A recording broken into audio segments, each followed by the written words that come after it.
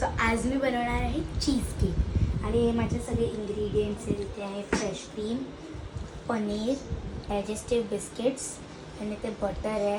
ते मी dark chocolate घेतलं आहे. तुम्ही कोणत्याही टाईपचं चॉकलेट घेऊ शकता. हे किटकॅट मी टॉप करायला घेतलं आहे अँड ह्याच्यात मी माझं बनवण्याचं. Let's start.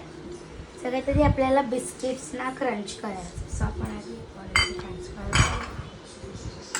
सो आता मी बिस्किट्सला क्रश करते जो की चीज केकचा खालचा जो बेस असणार आहे तो आहे. अँड बाय द वे मी नो बेक चीज केक बनवते. सो तुम्हाला ह्याच्यात कोणतेही ओव्हन किंवा फायरची गरज नाही आहे.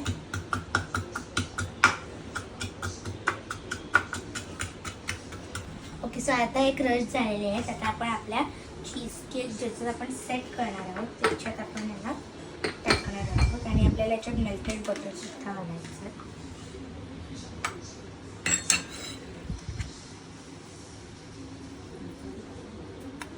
त्याच्या आधी याच्यात आपण बटर ॲड करणार आहे.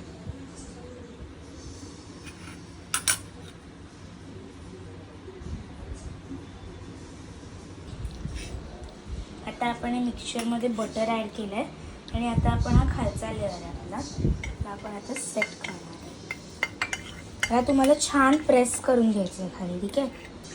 सो गाईज आपला फर्स्ट लेअर इथे झालेला आहे. ह्याला अजून थोडं प्रेस केलं पाहिजे असं मला वाटतं. हे बिस्किट लेअर आहे आणि हा खूप छान झालेला आहे. सो आपला फर्स्ट लेअर झाला आहे. आता आपण सेकंड लेअर बनवणार आहे जे आपली क्रीम लेअर आहे. ओके, सो आता आपण आपलं पनीर जे आहे ते क्रश करणार आहोत. किंवा तुम्ही दूध फाडूनही करू शकता. मी इथे रेडीमेड पनीर यूज केलं आहे. आता आपण शुगर घेणार आहोत बिकॉज आपल्याला शुगर पण मिक्स करायची त्याच्यात.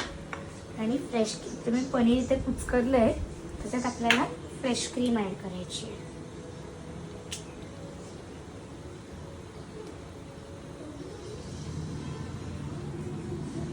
मी आधी दुसऱ्या बोलमध्ये घेते कन्सिस्टन्सी करायची. आय थिंक एवढं बस आहे.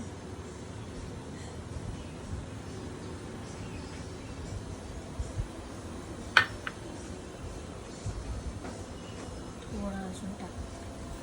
नाव we are going to add some sugar to make it sweet.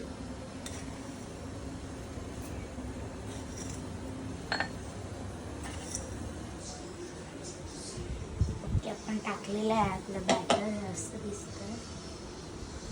Okay, तर आपण ह्याच्यात आपली चॉकलेटची क्रीम जी असणार आहे ती टाकणार आहोत.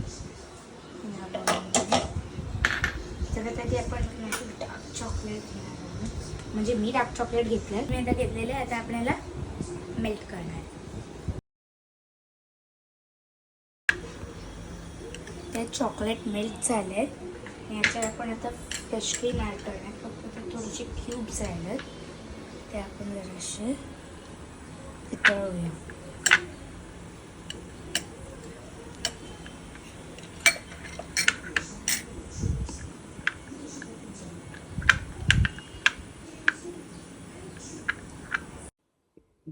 याच्यात फ्रेश क्रीम ॲड करून झाली आहे.